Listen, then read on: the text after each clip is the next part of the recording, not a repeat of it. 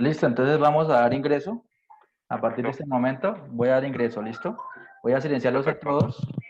Éxitos. Ya les confirmo. Muchas gracias. Por favor, reactiven sus micrófonos para confirmar audio. Hola, hola. Bueno, Hola, sí, está bien. perfecto. Listo, voy a dar ingreso. Entonces, a partir de ese momento estamos ingresando. Entonces, igualmente, ya sabemos cómo la dinámica.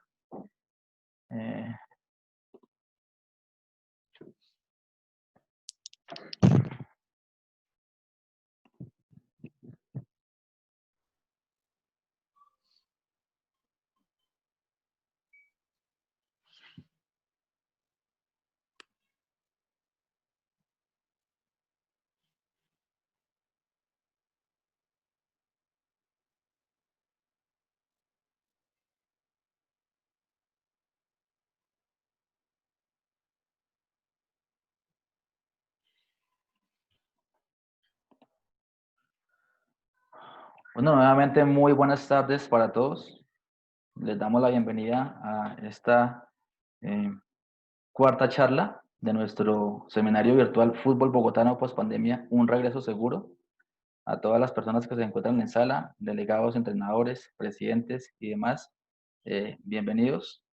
Recuerden las normas de permanencia para llevar a cabo el seminario, la charla de hoy, y micrófonos inhabilitados, cámaras inhabilitadas. Las preguntas se van a hacer al finalizar, como lo hemos manejado en estos 3 días que ya llevamos de seminario. Recuerden, por favor, escribir su nombre completo, las personas que hicieron la inscripción, para certificarse, para tomar la asistencia de hoy. Infortunadamente hoy tenemos un problema técnico, la tecnología es impredecible y en cualquier momento nos juega una mala pasada. No pudimos enlazarnos ni en YouTube ni en Facebook. Ha estado molestando en el transcurso del día el enlace. Vamos a intentarlo si en el transcurso de la charla se puede hacer, y si no, esta charla queda grabada y posteriormente la colgamos en nuestro canal, en el canal oficial de YouTube de la Liga, y lo vamos a compartir igualmente a través de las redes. Entonces, no siendo más, Jackie, muy buenas tardes, te doy la bienvenida para que demos inicio a la charla de hoy. Buenas tardes para todos, bienvenidos a este cuarto día del seminario virtual Fútbol Bogotano Post Pandemia, un regreso seguro. Hoy tenemos el tema de medicina deportiva, un tema también muy importante y muy relevante a la hora de regresar a nuestros entrenamientos. En primer momento le voy a dar la palabra al profe Raúl Salamanca, vicepresidente de la Liga de Bogotá, para que nos dé la bienvenida. Gracias, Jackie. A todos los participantes, un abrazo, bienvenidos. Al doctor Juan Zúñiga, un agradecimiento especial por su colaboración y deferencia para con el fútbol. A toda la gente que ha hecho posible este gran seminario, muy importante, sobre todo que ha sido y es para una próxima realidad que nos compete absolutamente a todos, a la comisión técnica, a Jackie, a las redes, a todos muy amables, en nombre de la Liga de Fútbol de Bogotá, de Camilo, de Claudia, un abrazo y bienvenidos. Muchas gracias, profe. Bueno, hoy, como les digo, la charla es sobre medicina deportiva y tenemos un invitado muy especial. Él es Juan Guillermo Zúñiga, médico y cirujano de la Universidad Javeriana, especialista en medicina del deporte de la Universidad del Bosque, con enfoque específico y multidisciplinario en los campos de salud y del ejercicio, entrenado por la FIFA y por Conmebol para la realización de procedimientos antidoping y para la organización médica en los eventos FIFA y Conmebol. Docente en la maestría de fisioterapia del deporte y la actividad en la Universidad Nacional. Asimismo, su experiencia es demasiado grande, pero les voy a nombrar un poquito de ella. Ha estado con las selecciones Colombia femenina y masculina en diferentes categorías y diferentes eventos internacionales y nacionales. Ha estado en equipos profesionales como Patriotas, Millonarios, Santa Fe. También es médico deportólogo del Centro de Rehabilitación, Entrenamiento y Readaptación Deportivas en Red Colombia, y también en este momento es médico científico en BTL, donde se encarga de las nuevas tecnologías que hay para el deporte. Juan, bienvenido. Estás en tu casa y puedes iniciar tu presentación. Muchas gracias, Jackie. Muchas gracias a toda la liga por haberme invitado, por darme la oportunidad y este espacio para poder compartir lo poquito que de pronto uno sabe con respecto a este flagelo en el cual estamos viviendo en el marco de una pandemia, la cual nunca habíamos tenido precedentes y que desafortunadamente nuestra evidencia científica carece de mucha fuerza en este momento. ¿Por qué? Porque estamos viviendo esto tras la marcha. Entonces, nada es 100% seguro, esto no es estático y aparte de toda la situación es muy dinámica, como venía diciendo. Ahora bien, tenemos que tener en cuenta que lo que se pueda decir en unos días anteriores o lo que se dijo hace un tiempo, ahora ya ha ido evolucionando y ha cambiado. Por lo tanto, en el marco también de esta conferencia, pues definitivamente tenemos que tener en cuenta o debemos tener en cuenta algunas situaciones que pueden ir variando a través del tiempo. Igualmente siempre se va a ir comunicando y también se va a ir explicando las diferentes situaciones que vamos viviendo. Pues bien, en este momento y para esta conferencia repartí en 3 áreas o en 3 segmentos esta conferencia. La primera vamos a hablar sobre generalidades de lo que es el COVID, cómo se transmite y las situaciones que más fácilmente podemos hacer para evitar su contagio y además para sopesar algunos tipos de situaciones que son de riesgo para todos nosotros, no solo para los deportistas, sino para todas las personas como tal. En el segundo segmento vamos a hablar sobre el impacto del confinamiento, de la cuarentena, sobre todas las perspectivas de lo que es un deportista, desde la parte mental, nutricional, física y también desde la parte médica. Y por último, vamos a hablar sobre lo que es el retorno al deporte, de una perspectiva de retorno seguro al ejercicio.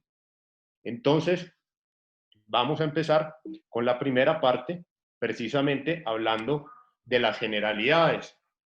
¿Qué es? ¿De qué trata el COVID? ¿A qué se le llama COVID y por qué son estas situaciones? Entonces, COVID significa enfermedad producida por el SARS-CoV-2, que es el virus que en este momento nos tiene con una pandemia, llamado también coronavirus 2 del síndrome respiratorio agudo severo. Pues bien, esto no es tan nuevo como tal.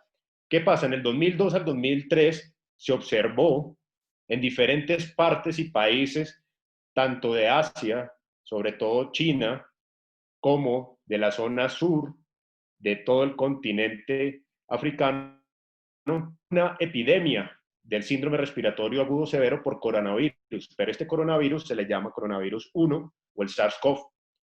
Como pueden ver, hubo también bastantes casos y muertes, pero afortunadamente se logró contener esta situación. Para el 2012 estuvo un virus y produjo el síndrome respiratorio del Medio Oriente y también produjo una gran cantidad de casos de muertes en unos cuantos países. Afortunadamente se logró contener.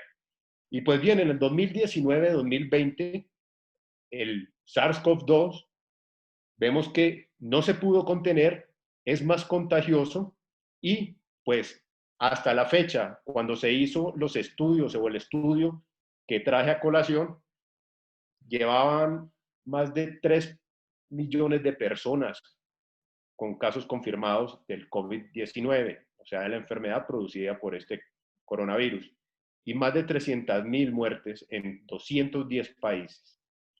Teniendo ya en cuenta la diferencia de lo que es el SARS-CoV-2 y que produce el COVID-19, pues vamos a pasar a hablar algo muy básico de la fisiopatología. ¿Y qué pasa? Cuando entra este virus al contacto con todo el tejido respiratorio, produce una hiperreacción. ¿Qué es esta hiperreacción? Una gran inflamación que se perpetúa con el tiempo.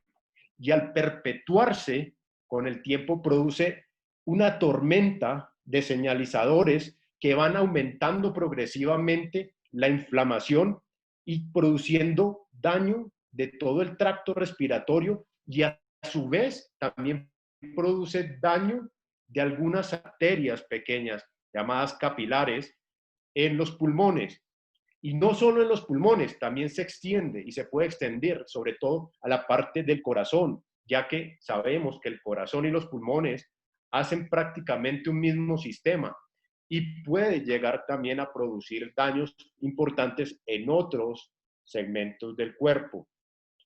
Pues bien, al morir, algunas células forman una capa precisamente en todo el reborde de la región del pulmón, en los alvéolos, que son los que permiten pasar el oxígeno a la sangre, y esto va creando una barrera anormal que va produciendo una inflamación secundaria también dentro del pulmón, y aún más causa el síndrome precisamente respiratorio agudo severo que podemos ver, y por ende puede llegar en unas pocas horas a producir la muerte o algunos tipos de enfermedades muy graves secundarias a este virus.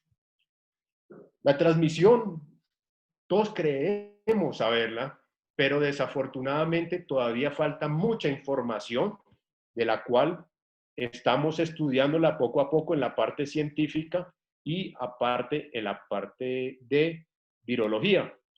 Pues bien, la carga viral para contagio es aproximadamente de 1000 partículas virales.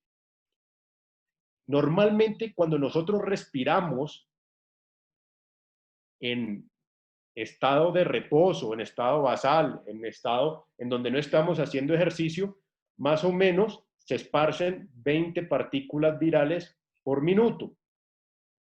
Cuando hacemos un discurso, por minuto se aumentan a 200 partículas virales, nada más con estar hablando. Cuando tosemos, se aumenta hasta 200 millones de partículas virales por minuto. Y también el estornudo puede llegar más o menos a 200 partículas virales por minuto. ¿Qué significa esto? Significa que mientras estamos en reposo, pues la posibilidad de contagiar a otra persona, si está a más allá de 2 metros, no sería tanta, a menos que estuviéramos en espacios cerrados y en diferentes tipos de confinamiento. Sin embargo, cuando se aumenta la respiración, cuando hacemos ejercicio, normalmente estando una respiración de 10 respiraciones por minuto y se aumenta a 60 respiraciones por minuto, se debe multiplicar toda esta carga y ya se imaginarán que se aumenta la posibilidad de adquirir la enfermedad en cualquier momento. Aún más, si una persona tose al lado de nosotros y no tenemos protección, o si estamos muy cerca, con un estornudo de la misma forma y con un discurso, también tenemos un aumento del riesgo. Ahora bien, hay algo que se llama la semaforización del riesgo que podemos tener como para que se nos pegue o para que tengamos el problema del COVID-19. ¿Qué pasa?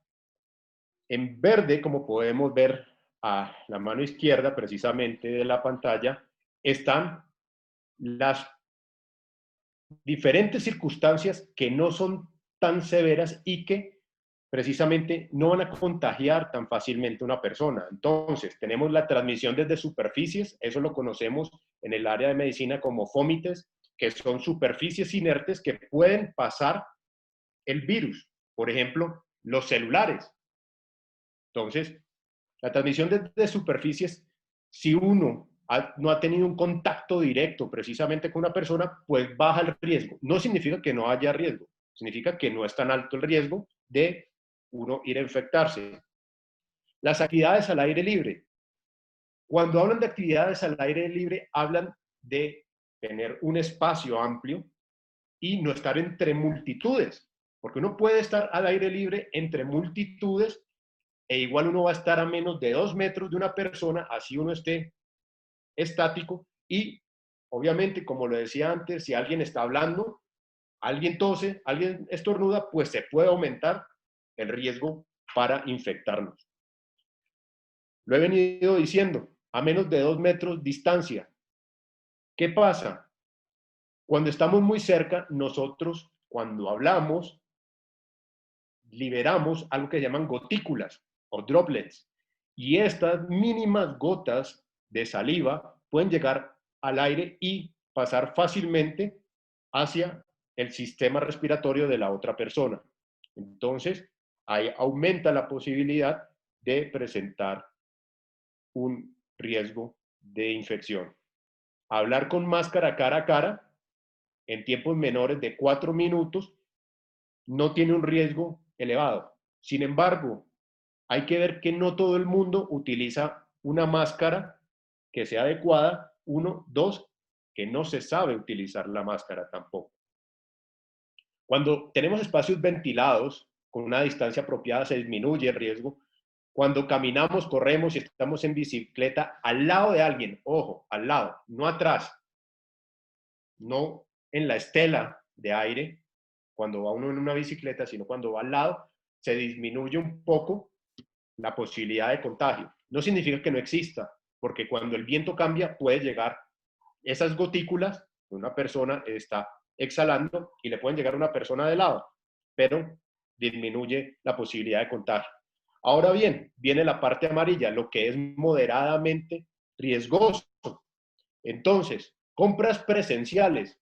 Pudimos observar esta situación que se vivió hace un tiempo en el cual hubo aglomeración de personas por ir a comprar en lugares cerrados. ¿Qué pasa? Cuando se limita el tiempo, por lo menos se disminuye un poco la posibilidad de la infección. Sin embargo, es de moderado riesgo. Ahora bien, se ha hablado de los restaurantes al aire libre. Pueden tener posibilidades de contagio, pero es menor. ¿Por qué? Porque si uno está a distancia, con una higiene adecuada, pues la posibilidad de riesgo disminuye. Y está la parte del alto riesgo, en rojo. Las reuniones en espacios cerrados, con personas a menos de 2 metros, sin utilización del tapabocas, los baños públicos, los restaurantes cerrados, lugares de trabajo, escuelas, conciertos, cines, conferencias, compras sin límite de tiempo, como decía anteriormente, y en espacios cerrados, pueden aumentar mucho el riesgo. Inclusive si estamos utilizando el tapabocas, porque depende de muchas circunstancias el uso del tapabocas, entre ellas nuestra propia higiene. Ahora bien, ¿cómo sopesar y determinar un riesgo de una forma fácil? Uno primero tiene que evaluar que es más peligroso estar dentro o en indoor de un espacio que en el exterior. Muchos lo pensamos lógico, pero cuando estamos en un exterior con muchas personas, vuelvo y repito, es diferente. Cuando estamos muy cerca de las otras personas es diferente. Podemos estar en un espacio bien ventilado, grande, pero todo el mundo aglomerado, puede haber un mayor riesgo. Los espacios pequeños sin ventilación son un lugar muy propicio precisamente para que precisamente esas gotículas que decía anteriormente queden suspendidas en el aire por un tiempo mayor. Por lo tanto, hablaban de la ventilación en los espacios cerrados y que fueran obviamente espacios amplios. Como vuelvo y repito, y voy a ser insistente en muchas cosas que voy a decir, la gran cantidad de personas en un mismo sitio, así sea espacios abiertos, pero si estamos aglomerados, es como si estuviéramos en espacios cerrados. Vamos a estar muy cerca y precisamente la respiración, el estornudo, el discurso de una persona puede llegar y contaminarnos. Y por último, la exposición prolongada, a estar con una persona o a estar con 2 personas o 3 personas en un ambiente también propicio para generar un aumento de este tipo de situación de riesgo. Pues bien, aquí vemos, son cosas muy sencillas que muchas veces las sabemos, pero no sopesamos o determinamos el riesgo. Pueden ser muy lógicas, pero créanme que muchas personas han tenido algunas situaciones de no conocimiento y por eso también de contagio. Ahora bien, los síntomas. Todos sabemos que la mayoría de personas contagiadas tienen fiebre. Claro, en algunos cohortes de estudios dicen hasta el 98%. Esa es una de las características del virus, pero también hay otras más. Tienen tos. No todas tienen tos, pero sí una gran mayoría de las personas. Y disnea. ¿Qué es la disnea? Dificultad de la respiración. Esta es una de las 3 características que tiene precisamente esta enfermedad por COVID. Sin embargo, no son las únicas. Podemos mirar que hay una astenia y una dinamia que es una debilidad generalizada, el malestar que llaman comúnmente anorexia, disminución del apetito, mialgias, dolores en los músculos que se han visto en algunos deportistas que han sido contagiados con COVID precisamente o con el SARS-CoV-2, expectoración, nosotros lo llamamos esputo, dolor de garganta, diarrea, náuseas, mareo, cefalea, escalofríos. Y una de las cosas que también se ve, que aquí no aparece porque en ese momento no, de pronto no prestaron mucha importancia, es la anosmia y la disgeusia. ¿Qué es eso? Son alteraciones precisamente en tomar olores y en tomar sabores. Entonces, esa es una de las sintomatologías que también llaman mucho la atención y que se han visto cada vez en aumento.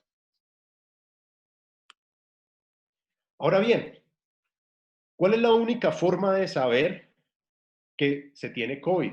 Se han hablado de muchas cosas, se han hablado de diferentes test, que si uno puede respirar o mantener la respiración, que le mandan en WhatsApp, que le mandan en tal cosa.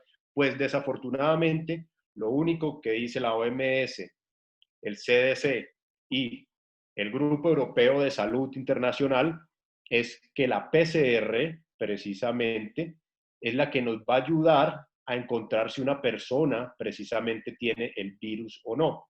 Una PCR positiva es que tiene la infección por el SARS-CoV-2. Si es negativa, posiblemente no la tiene. No significa que sea 100% negativo. Entonces, si una persona tiene una PCR negativa, pero tiene sintomatología, se debe volver a tomar una PCR. Muy importante. Estas son pruebas directas, precisamente, que se toman desde la nasofaringe y de la orofaringe para poder ver todo, digámoslo así, la parte de la saliva y se toma, hagan de cuenta, con un copo largo y no tiene ningún tipo de inconveniente. Ahora, hay algo que nos puede ayudar, que se llaman las inmunoglobulinas, son los anticuerpos generados. Entonces está la inmunoglobulina M y la inmunoglobulina G. Estos preferiblemente se deben tomar sanguíneos, no en test rápido. ¿Por qué? Porque el test sanguíneo de alto rendimiento mejora la sensibilidad y la especificidad. Mejor dicho, nos dice cuáles son positivamente verdaderos y cuáles son negativamente falsos. Entonces, se pueden unir los dos y se puede dar una característica. Decir, por ejemplo, este paciente tuvo la enfermedad, pero ahorita ya tiene anticuerpos. Este paciente la tiene activa en este momento. Este paciente está empezando con la actividad viral, pero no tiene todavía anticuerpos generados. No voy a entrar en específico con este tipo de test, pero es importante que sepa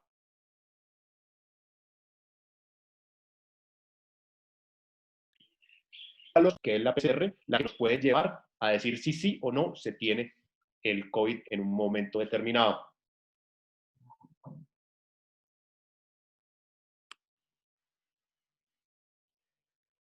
Ahora, he oído en mi consulta, es muy común, que le digan, las personas asintomáticas no contagian. Ojo, todo el que tenga este virus puede tener la posibilidad de contagiar. Porque sea asintomático una persona no significa que no tenga carga viral. Sí significa que tiene menor posibilidad de contagio. Aquí que podemos ver precisamente en este cuadro de transmisibilidad, y es que las personas asintomáticas tienen la posibilidad de contagiar. Todo lo que está en rojo es la capacidad de contagio. Entonces, los asintomáticos tienen la capacidad de contagiar, pero solo un poco, en tiempo.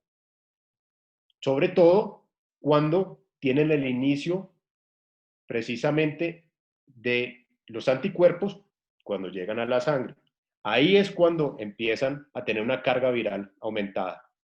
Y se ha observado que a mayor gravedad de la enfermedad, contagian más.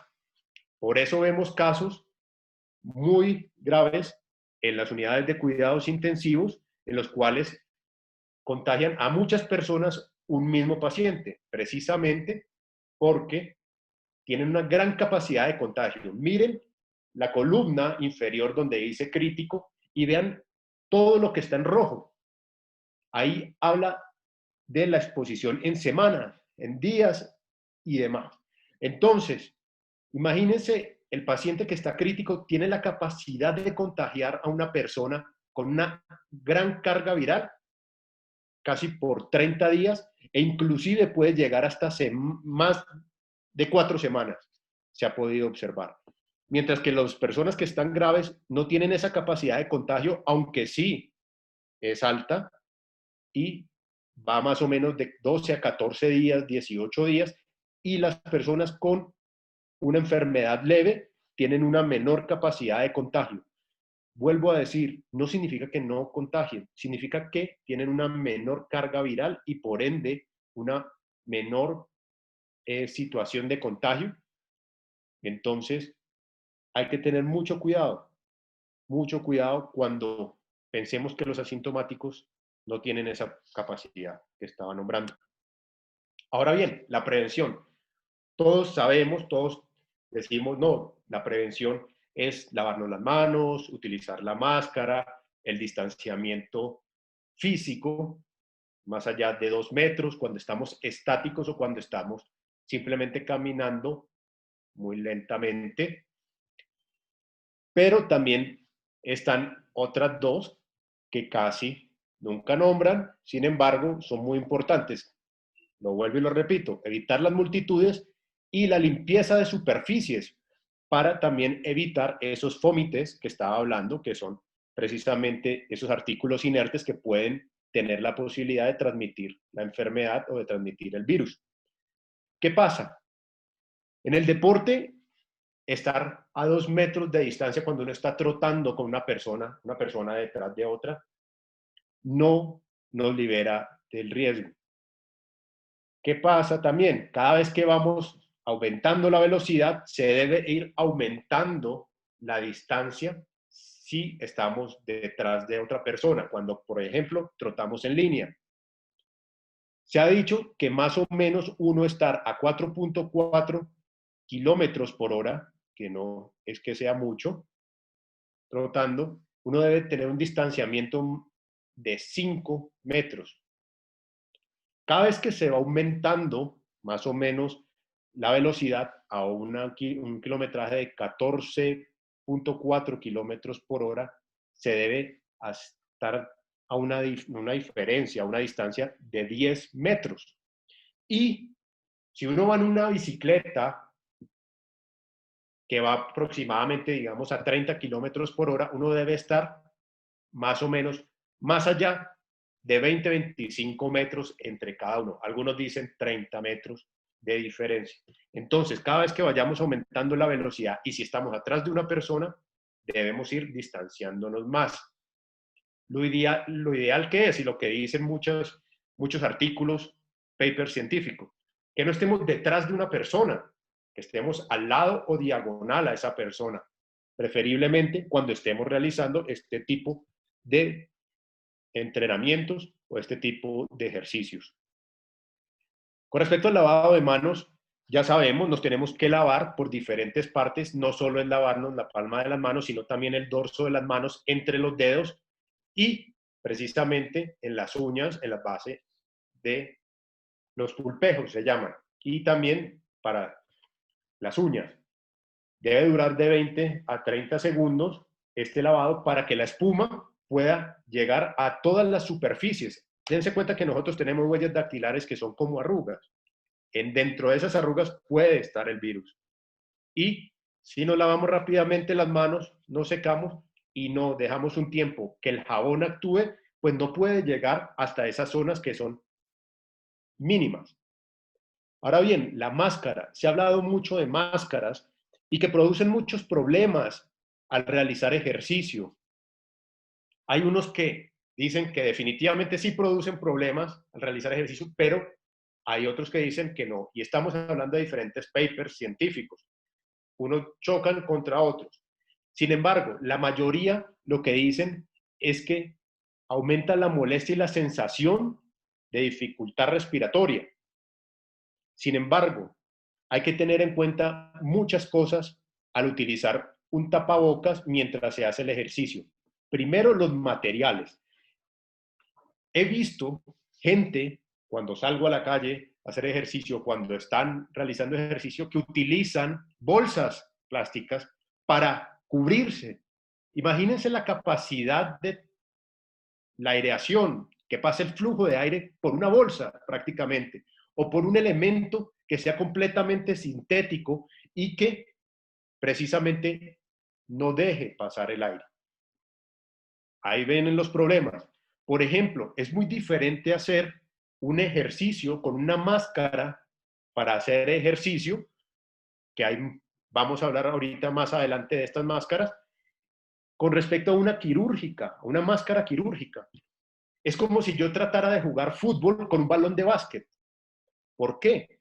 Porque precisamente las cosas se inventaron para sus debidas situaciones. Ahora bien, también hay que mirar las capas que lleva esta máscara o mascarillas. Normalmente la OMS y también el CDC dicen que mínimo deben ser 2 capas de protección, una hidrofílica y otra hidrofóbica. ¿Qué significa eso? La hidrofóbica significa que repele todos los líquidos o repele la mayoría de líquidos y esa debe estar afuera. Una hidrofílica que debe estar hacia la parte de adentro del tapabocas. ¿Para qué? Nosotros sudamos, nosotros hablamos y va quedando saliva, sudor en la parte hidrofílica. Entonces, esto puede ayudarnos también a mantener un poco mejor esta zona. Se ha hablado también que las mascarillas que son de origen quirúrgico o los respiradores, como el N95 o el FPP2, FPP3, que son respiradores, ya más adelante vamos a explicar, ayudan precisamente a contener y a evitar el paso del virus. Sin embargo, cuando se está haciendo ejercicio puede producir sensaciones y molestias al utilizarlo. ¿Por qué? Porque tienen varias capas. Ahora, hay nuevos productos que nos pueden ayudar a reemplazar, entre comillas, estos tipos de mascarilla para no hacer ejercicio con estas y utilizar máscaras que sean propias para hacer ejercicio. Entonces hay que tener muy en cuenta eso. También he visto personas que no les molesta realizar precisamente ejercicio con mascarilla. Lo he visto en varios casos y en atletas que hacen un buen rendimiento y hacen ejercicio de alguna intensidad importante. ¿Qué ha dicho también la OMS? ¿Qué ha dicho también la CDC? Que precisamente se debería utilizar estos elementos de protección si la persona pues tiene la capacidad de no sentir esas molestias y sí o sí la persona hace ejercicio dentro de espacios cerrados. Eso sí es totalmente obligatorio. Ahora, ¿qué dice también el Ministerio de Salud con respecto a las nuevas resoluciones que han sacado? Los pacientes, bueno, en este caso los deportistas, deben llegar con su tapabocas, deben salir también con su tapabocas y aparte deben utilizar algo que los proteja para evitar o retrasar precisamente el contagio. A esto me refiero, a diferentes tipos de tapabocas que pueden, o máscaras, en este caso, que pueden ser de ejercicio. Ahora bien, vemos aquí este factor de prevención que es la máscara. En el lado izquierdo está la columna de lo que llamamos las mascarillas de origen higiénicas, que son las caseras, mascarillas quirúrgicas, los respiradores N95 o NK95 y los respiradores FFP2, FFP3. ¿Qué significa cada una de estas cosas? Entonces, la mascarilla higiénica o casera pues es la que se realiza con diferentes tipos de materiales, unos que son de pronto lavables, otros que precisamente son antifluidos. Entonces, los han sacado de diferentes materiales, pero ojo, no todos son adecuados. ¿Por qué?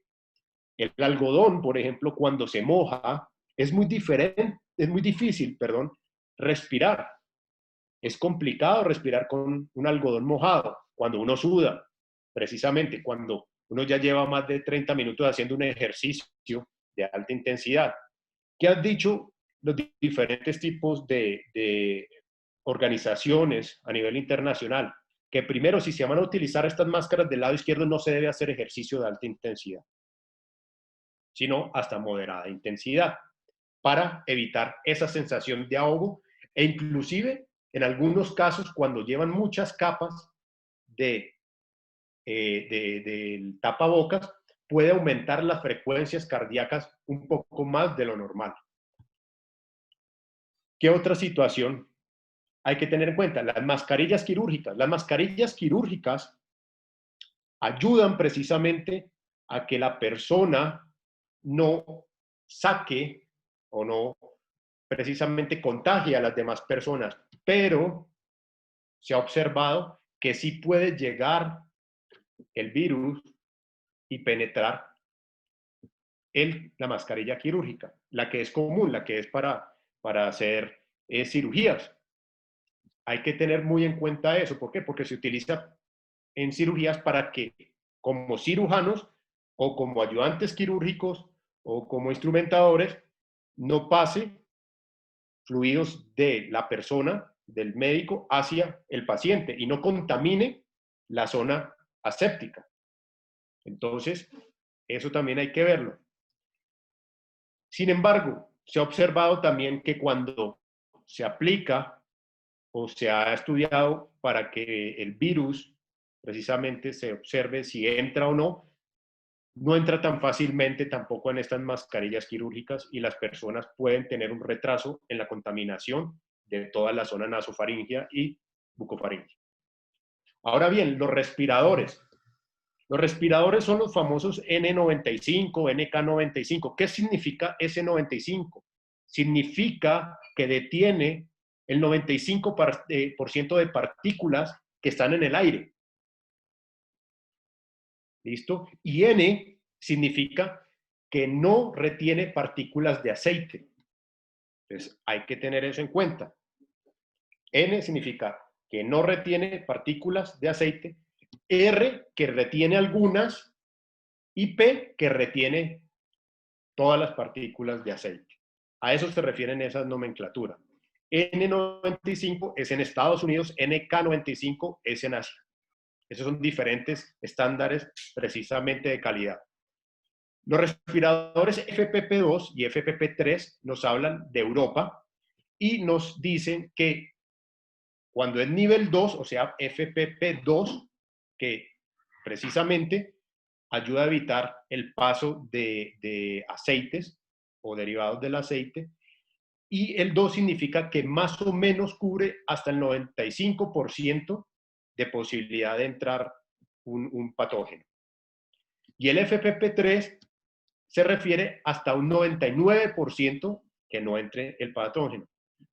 Como digo, nuevamente, son excelentes. Se utilizan en la parte precisamente sanitaria, en la parte dentro de los hospitales, de las UCIs y demás.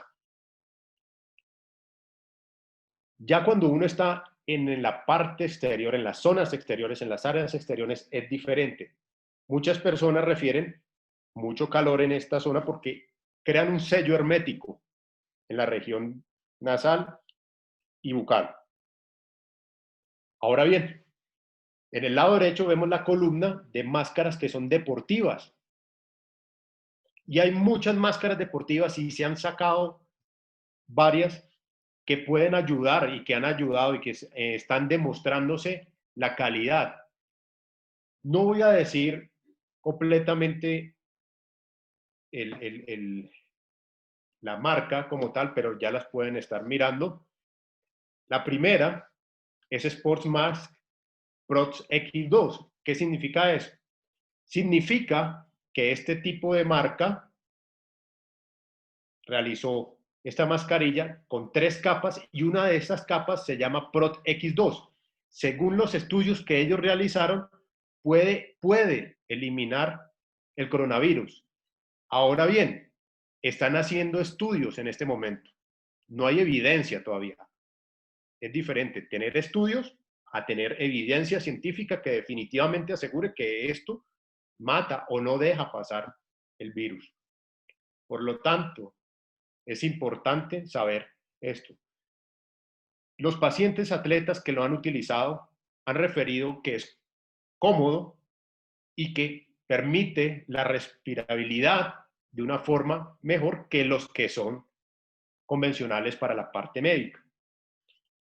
Ahora, un grupo francés sacó una mascarilla que la llaman la mascarilla 100 o Ecotex.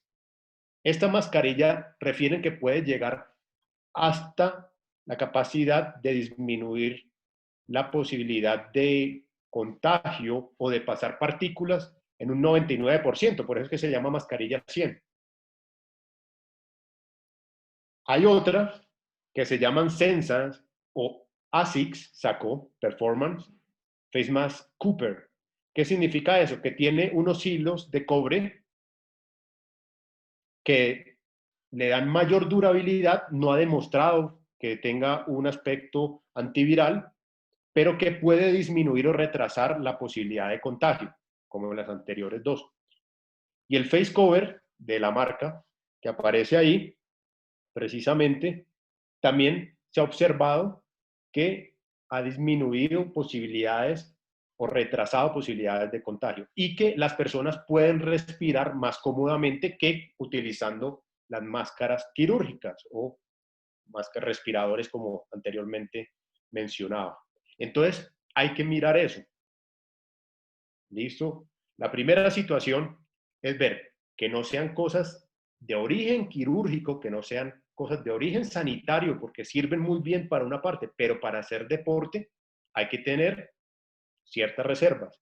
Sin embargo, como digo, y como también lo dicen los otros organismos internacionales, hasta ejercicio moderado en muchas personas no ha demostrado ningún tipo de alteración, pero cuando ese ejercicio vigoroso sí empieza a molestar por sudoración y por demás tipos de situaciones. Ahora bien, las organizaciones internacionales también hablan precisamente que cuando una persona tiene precisamente la máscara mojada, disminuye la posibilidad de protección de esa mascarilla. Entonces, también, ¿qué han dicho? Que no solo se tenga una mascarilla cuando se está haciendo ejercicio, sino que cuando esta ya esté muy húmeda, así tenga materiales que son de un orden, pues, de antifluidos o que se sequen rápidamente, entonces se tenga una secundaria para ponerse precisamente este tipo de mascarilla. Ojo, siempre han dicho que se utilicen las mascarillas, cuando estamos en grupo, obviamente, y más si estamos en zonas donde sea un recinto cerrado, gimnasios, por ejemplo, y donde se esté haciendo un aumento, lógicamente, de la frecuencia respiratoria. Ahora, ya vamos por el segundo segmento. ¿Cuál es el impacto del confinamiento? ¿Qué pasó con el cuerpo de cada persona? Las situaciones que se vivieron dentro del confinamiento, esta cuarentena.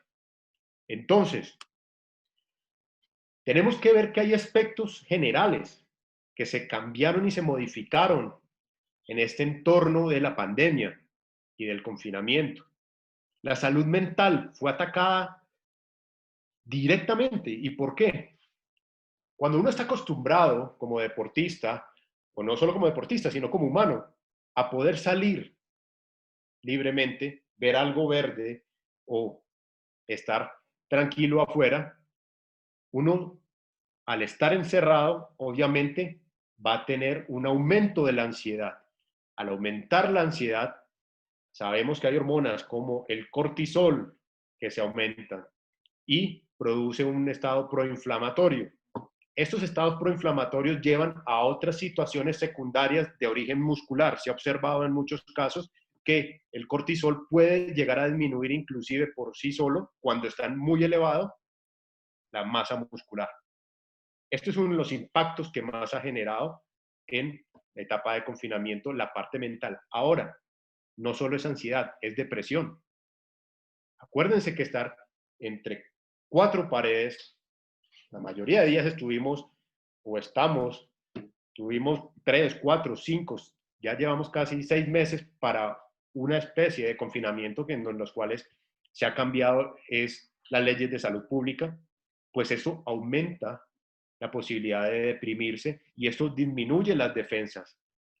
Y al disminuir las defensas de diferentes tipos de sistemas, el sistema inmunológico innato y el sistema inmunológico adquirido, entonces lleva a poder presentar precisamente más infecciones, pero también lleva a que no tengamos una buena capacidad precisamente de recuperación y cicatrización. Acuérdense que algunos glóbulos blancos, cuando uno hace ejercicio, secretan algo que se llama interleuquina y precisamente ayuda a esa parte de la inflamación secundaria que produce el ejercicio.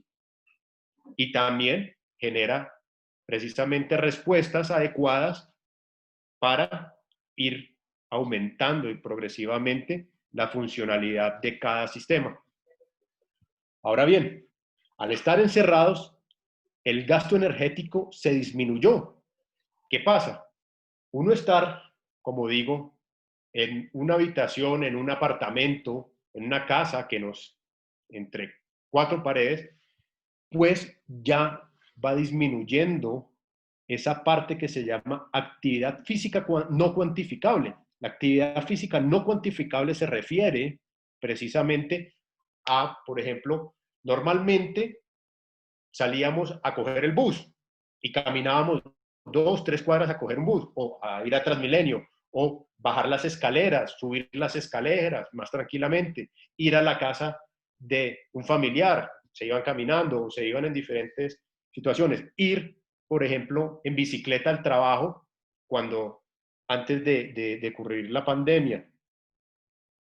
En ese momento de confinamiento se abolieron todo ese tipo de situaciones, se disminuyó mucho y los muchachos, los jóvenes, los deportistas, aún más. ¿Por qué? Porque muchos están en etapa escolar y también les dan educación física y le dan otro tipo de actividades recreativas en el colegio que precisamente disminuyó muchísimo esta situación del gasto energético. Además, también cuando estaban en espacios, digámoslo así, de descanso, de ocio, no eran activos. Y se han visto estudios en que se dedicaron más al sedentarismo que a hacer una actividad física. Ahora bien, con respecto al consumo energético, se aumentó. ¿Qué pasó? Se observó que aumentó el consumo de carbohidratos por sí solo. Si uno tiene todo el día la nevera a 3 pasos, 5 pasos, cualquier tipo de elemento para alimentarse, pues uno con ansiedad, con depresión, con una situación en la cual entran unos factores de salud mental importantes, pues uno se para a cada momento precisamente a consumir cualquier tipo de alimento. ¿Y qué pasa? Es muy diferente cuando uno tiene hambre a cuando uno tiene un hambre que es por ansiedad. Entonces uno come cosas específicas muchas veces, entre ellas en su mayoría carbohidratos, que tienen una alta densidad energética, papas, fritas, bueno, diferentes tipos de comidas de paquetes que pueden llegar a producir un problema precisamente de sobrepeso que más adelante vamos a ver. Y ahora bien, gracias al confinamiento se disminuyeron algunas habilidades específicas. ¿Qué pasó? El principio de especificidad se disminuyó. Se empezó a realizar ejercicios, obviamente, de manutención de las habilidades de nuestros deportistas. Y precisamente, pues, se disminuyeron esta especificidad y algunas habilidades, sobre todo en la parte motora, en la parte neuromotora, lo cual vamos a ver más adelante. Los cambios específicos, como estaba nombrando, según varios papers, varios artículos científicos, fueron los siguientes. Problemas psicológicos mentales, se alteró el patrón de sueño en un 76% de un grupo evaluado de 692 personas en Sudáfrica. Deportistas, todos ellos, que iban desde amateurs, que iban en periodos precisamente de formación, hasta profesionales, en todos. Y hubo un 76% de estos pacientes que tuvo anormalidades en los patrones de sueño. ¿Qué significa eso? La recuperación se disminuyó, se aumentaron los niveles de cortisol, de estrés, y esto conlleva más adelante a situaciones, por ejemplo, de lesiones, que eso es lo que estamos viendo cuando regresan al campo, de lo cual precisamente hay que tener un gran cuidado para el regreso seguro de nuestros atletas. La motivación, precisamente el 55% de las personas disminuyeron la motivación para realizar cualquier tipo de actividad física, entre ellas el mismo entrenamiento específico que le daban los mismos instructores, los coaches o los preparadores físicos, los metodólogos. Y depresión en un 52% de 692 personas. ¿Por qué? Porque precisamente no podían salir. Ese fue el mayor foco de depresión, estar encerrados y sentir encerrados. Consecuencias nutricionales, lo que les decía anteriormente, el 76% empezaron a consumir más carbohidratos. De ese 76%, el 80% eran mujeres y en hombres aumentó en un 73%.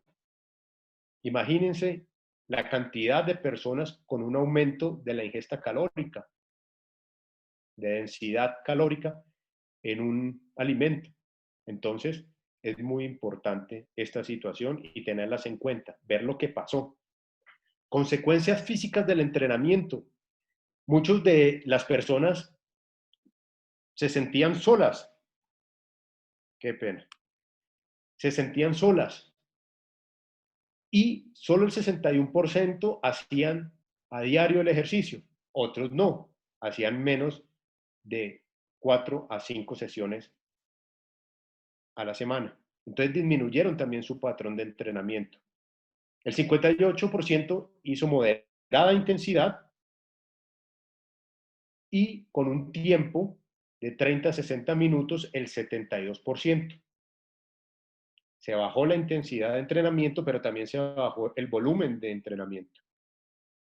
Muy importante para las situaciones, para el regreso precisamente y el retorno al deporte.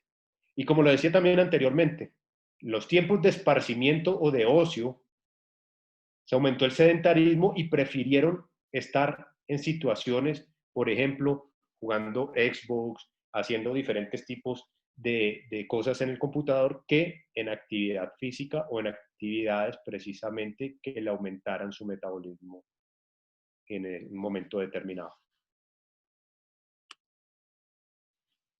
Ahora, con respecto a los problemas y las consecuencias directas que trajo el impacto de la cuarentena, pues lo primero, sabemos que no hubo competiciones, no entrenamiento en equipo, que también es muy importante para la situación social deportiva. Imagínense unos futbolistas que no se hablen entre ellos y la comunicación se va perdiendo. Son habilidades que se toman rápidamente, pero también se pierden rápidamente.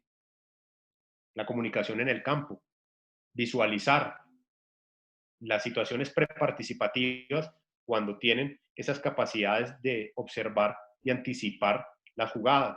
Todo eso se va perdiendo. ¿Por qué? Uno, no se está entrenando en equipo. Dos, no hay competiciones. El acceso precisamente a las instalaciones de ejercicio y de entrenamiento pues fueron restringidas. Entonces, precisamente las herramientas que se utilizaban muchas veces no tenían una nominación. Por ejemplo, nos tocaba, o al metodólogo le tocaba decirles, pónganse una maleta y llénenla de libros. Pero ¿cuánto pesa esto? ¿Cuánto pesa, por ejemplo, utilizar un garrafón, 2 garrafones, 3 garrafones? A veces no tenían ni siquiera los muchachos, si era un litro, no sabían si era un litro, si era medio litro, si eran 600 mililitros. Entonces, eso también altera algunas situaciones de entrenabilidad, que desafortunadamente se salían de las manos de cualquier metodólogo, de cualquier grupo interdisciplinario, precisamente. Y el entrenamiento en la casa sin una supervisión. Normalmente cuando están en el campo, nuestros metodólogos le dicen, está haciendo mala la técnica, está haciendo mal esto, mejore esta situación. Pero viéndolo por precisamente una cámara es muy complicado porque no son solo 10 muchachos ni 12 muchachos. Habían personas que entrenaban de a 30, de a 40 personas.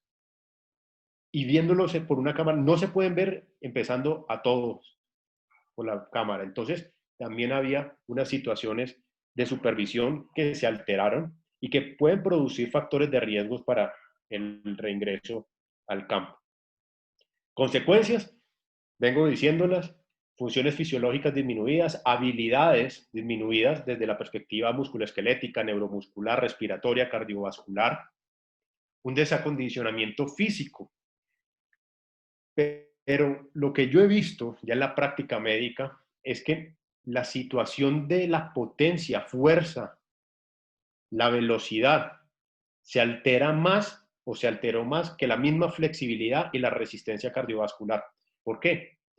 Porque afortunadamente nuestros profes empezaron a mantener la resistencia cardiopulmonar, muchos la flexibilidad, pero díganme la velocidad en un apartamento que sea de 60 metros cuadrados. Daban 2 pasos y ya cruzaban la pieza, o daban 3 pasos, 5 pasos y ya cruzaban precisamente la sala. Entonces el espacio es muy reducido. Se utilizó muchos ejercicios de potencia, interválicos de alta intensidad con pliométricos, por ejemplo. Pero asimismo también hubo situaciones de problemas por la superficie en lo que hacían estos muchachos. Es muy diferente uno saltar en el prado, en el césped, que en una superficie dura, que es una plancha precisamente de un apartamento, por ejemplo. Y a veces muchos muchachos saltaban y hacían todos estos ejercicios pliométricos sin utilizar zapatos o tenis. Que yo sé muchos de los metodólogos y de los profes les inculcaban a los muchachos que utilizaran tenis para que no existiera ningún problema, pero sabemos que los muchachos también hacían el ejercicio sin tenis y lo he visto ya en la práctica médica, deportológica, muchos jóvenes atletas, deportistas, futbolistas que llegan con fascitis plantares, situaciones que son muy de origen de los pies, tendinopatías y demás. Entonces, eso también aumenta riesgos de lesión y también alteraciones, obviamente, en las habilidades deportivas. Ahora bien, hablando de desentrenamiento de sistemas, se alteró demasiado el sistema neuromuscular. ¿Qué pasa? Se observó que la actividad electromiográfica disminuyó. ¿Y eso qué nos dice? Que la coordinación intramuscular e intermuscular también se alteró. No la coordinación de habilidad como tal, solamente, sino la activación de los músculos se alteró. Y esto puede producir y llevar a producir mayores factores de riesgo de lesión muscular. El área transversal de la fibra, o sea, el grueso o la cantidad de porcentaje muscular también se disminuyó al mirar las composiciones corporales. Y secundariamente se aumentó el porcentaje de grasa. Entonces, esto también altera la composición corporal y aún más altera porque tenemos un lastre que es un poco más de grasa y tenemos una disminución en la fuerza porque el área transversal disminuye. Entonces también hay alteraciones secundarias. La flexibilidad se ha alterado en algunos pacientes, no todos, pero se altera bastante, sobre todo porque los rangos de los arcos de movimiento cambian. No es lo mismo entrenar en una cancha donde uno puede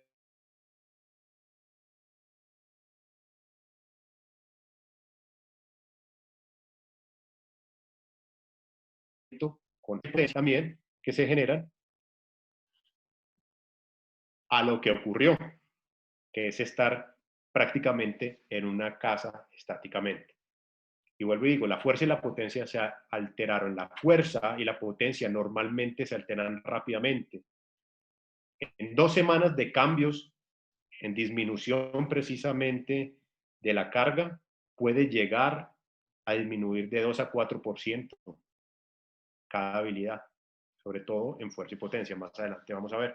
Ahora, el nivel cardiorrespiratorio, el consumo de oxígeno máximo se disminuye. Sabemos que al disminuir el entrenamiento específico y los entrenamientos de resistencia aeróbica, pues también se disminuye toda la masa mitocondrial de las fibras tipo 1. Y esto conlleva a su vez una disminución de todo el sistema oxidativo. Entonces, precisamente, el consumo de oxígeno máximo, que es nuestra potencia aeróbica, se disminuye.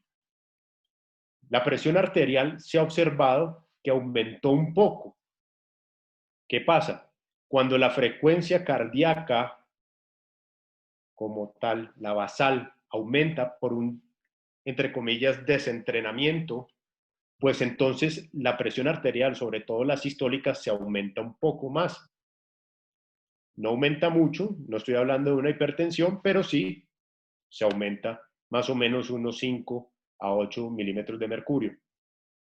La frecuencia cardíaca maximal y submaximales se disminuyen. O sea, la capacidad de alcanzar frecuencias cardíacas máximas y la submaximal, mejor dicho, cuando entran a los umbrales ventilatorios 1 y 2, se disminuye. Entonces, ¿significa qué? Que se adelanta la fatigabilidad. El paciente o el deportista se fatiga un poco más rápido también por disminución de su capacidad aeróbica. El gasto cardíaco máximo también se disminuye, que eso va muy de la mano a la frecuencia cardíaca y algo que se llama el volumen de eyección, que es precisamente la capacidad del corazón de bombear sangre y eyectar un flujo sanguíneo adecuado. Se va disminuyendo esa capacidad. ¿Por qué también? Porque el corazón tiene una gran parte de músculo, que es el miocardio. Ese miocardio se hipertrofia cuando uno hace ejercicio de diferentes tipos de ejercicio. Entonces, esto también va disminuyendo poco a poco. Los umbrales se disminuyen, o sea, se fatigan más rápido el paciente y la resistencia en capacidad, entonces también disminuye. Y la parte musculoesquelética como tal, hay que tenerla muy en cuenta. Se baja y se cae en un 2.5% la densidad ósea. No significa que la persona vaya a tener un riesgo franco de fractura, pero sí esa mineralización que se tiene cuando uno hace ejercicios de impacto articular en césped o afuera precisamente de algunas zonas, y que sea este consecutivo, pues entonces disminuye. La actividad enzimática oxidativa, como decía anteriormente, también disminuye, que es la parte mitocondrial. La masa mitocondrial va disminuyendo tanto en tamaño como en cantidad. Y las enzimas, precisamente de ese ciclo de Krebs, de la glucólisis aeróbica, va disminuyendo también con la producción mitocondrial de ATP. Y hay una situación que se debe ver. Acuérdense que cuando una persona hace ejercicios de impacto articular, el colágeno de la unión músculo-tendinosa y el tendón en sí se va engrosando y va creando mayor resistencia. Pero asimismo, cuando no hay un impacto articular sucesivo y adecuado, entonces va disminuyendo la síntesis de colágeno, o sea, de proteína del tendón, y esto precisamente puede llevar a un elemento de riesgo osteomuscular. Ya hablando precisamente de las desadaptaciones específicas que ocurren en la pandemia o en el confinamiento, y como decía anteriormente, el principio de especificidad se altera totalmente. El balón, la capacidad de correr en una cancha, la capacidad de equipo se altera. Y también se altera en sí mismo la biomecánica, la cinética del ejercicio, su cinemática, el metabolismo, como lo dije anteriormente, y la parte psicológica. No solo la parte psicológica como humano, sino también como deportista se altera. Entonces, es un conjunto de situaciones que pueden llevar precisamente a disminuir dos situaciones importantes, como lo dije también, los estímulos generales de neuromusculación y de origen cardiovascular caen. Y también, como lo dije en un principio, estos anteriores estímulos generales, cuando se alteran, producen un deterioro en el control motor. Y por semana va disminuyendo estas habilidades neuromotoras entre un 2 a un 4%. Imagínense, por semana disminuyen esto. Entonces, si tenemos que el confinamiento duró 3 meses, un confinamiento como el que se produjo obligatorio, pues hay que multiplicar. ¿Cuánto puede disminuir toda la capacidad neuromotora de un atleta, deportista, ya bien sea de alto rendimiento, ya bien sea en etapas formativas, ya bien sea amateur? Vuelvo y repito, no se pudo realizar en muchas personas los ejercicios de aceleración, de desaceleración, que ayudan mucho las fuerzas excéntricas, que también ayudan a evitar lesiones, precisamente. Los cambios de ritmo, ¿cómo se podían hacer? Cambios de dirección y una velocidad mantenida, a menos que se tuvieran, por ejemplo, una trotadora, una caminadora, que se tuviera un gran espacio en la casa o una zona, un patio muy grande, se podían generar y mantener de pronto estas habilidades, pero no todo el mundo tiene esa misma posibilidad. Entonces también hubo este deterioro. Y ya específicamente, ¿qué pasó? Se disminuyó la capacidad a repetir esfuerzos, o se disminuye la capacidad de repetir esfuerzos de una gran intensidad. Y como lo venía diciendo antes, el colágeno se altera, por lo tanto, la funcionalidad del tendón, músculo tendinosa, se altera, evitando así una buena absorción del impacto, las fuerzas de torsión. Acuérdense que el tendón tiene capacidades precisamente de torsionarse, de cambiar, de estirarse, de elongarse, de contraerse. Son menores que la del músculo, pero tienen esa capacidad y precisamente se altera y deja de admitir unas fuerzas de cizallamiento, que son fuerzas que caen perpendicularmente e intersecan precisamente el tendón, y eso produce, las fuerzas de cizallamiento son una de las fuerzas que producen más lesiones cuando un cuerpo o un sistema musculotendinoso no está adaptado. Ahora, ya entrando en el modelo de entrenamiento en el confinamiento, el cual lo voy a hablar muy general porque eso concierne a la parte metodológica, obviamente, pero miren cómo se trató de mantener precisamente las habilidades de los pacientes, de nuestros atletas, de nuestros deportistas. Entonces vemos cardiorrespiratoriamente, se realizó mínimo de 3 a 4 veces a la semana el ejercicio cardiorrespiratorio, ya ven HIIT, como venía diciendo anteriormente, con volúmenes de 15 a 20 minutos, muchos aumentaban este volumen con una recuperación de 2 a 3 minutos y con ejercicios variables según el deporte, obviamente en este caso el fútbol, y con situaciones que de pronto tenían algo de técnica de fútbol, pero no una técnica completa que fuera propicia para la entrenabilidad en el fútbol. Manteniendo la fuerza y la parte neuromuscular y tendinosa también, vi ejercicios de 3 a 4 semanas con unas cargas bajas, más bien con una velocidad de ejecución alta, altas repeticiones precisamente y estímulos de diferentes tipos en los cuales se buscaba una multidirección con desplazamientos de este tipo, pero acordémonos que el espacio era una de las alteraciones más importantes. Ejercicios unipodales, bipodales, ejercicios con inestabilidad, también movimientos del plano sagital, de rotación, se estaban realizando ejercicios, y precisamente de toda la solicitación de contracción y elongación del músculo, todo lo que tiene que ver precisamente con los estados de fortalecimiento, contracción e elongación del músculo como tal. Algunos lograron hacer patrones de aceleración, pero solo los patrones de aceleración porque no podían acelerar dentro de una sala completamente. Se hacían unos cuantos pasos y pues esto puede mantener algunas perspectivas de la fuerza precisamente y de la capacidad de aceleración de una persona, pero no es lo óptimo y tampoco van a desarrollar ningún tipo de habilidad. Entonces eso también vimos cómo se entrenaron y eran las únicas formas, y se trató de hacerlo más específico porque también lo vi que los profesores estaban tratando de hacer lo más específico posible para mantener las habilidades, pero desafortunadamente no es específico para un deporte como el fútbol. Las capacidades técnico-coordinativas, entonces, ¿qué pasó?